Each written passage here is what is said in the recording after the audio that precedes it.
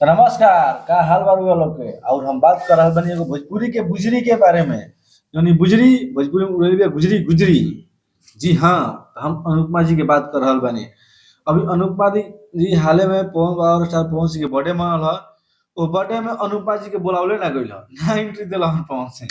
पुड़ियो आफत हो गइल उनका। तो बेचारी के एक दिन के भोजन गइल, ड्रेस कपड़ा साड़ा साड़ी सब किनले होइहन, उ सब बेकार चल गइल उनकर।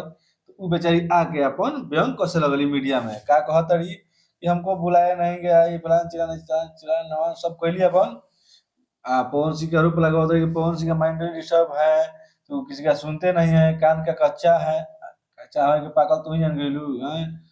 जहिया लेन देन होत रहे पवन सिंह से होते सब ठीक रहे, जब लेन देन बिगड़ गई तो पवन सिंह खराब हो गइलन है।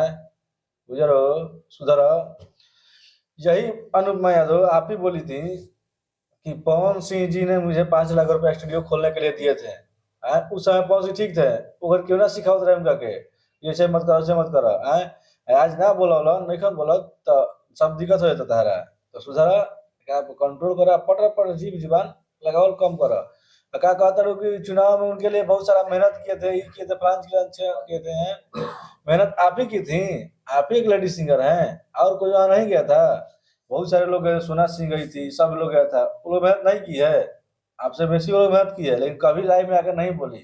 लेकिन दुख तोहरे काहे लगे, तो तू ही कहे रोना ढार लगा दो, टुकना ढार लगा दो, समझे में ना बोला। ये सब तारे चाल बा एगो कि फिर से सटी तीसरी के दर्जा ली। अगर तीसरी दर्जा ना मिलो, लगलू अगर रोलू तो रो के फिर तीसरा बन जाई, लेकिन होई ना। ठीक बा। अब पवन सिंह के बारे में गलत गलत बात कही छोड़ दो, उनका खुद दिमाग बा, असही निकल है जगह से वो जगह पर गई। तो सुधारा के चाल के अपना।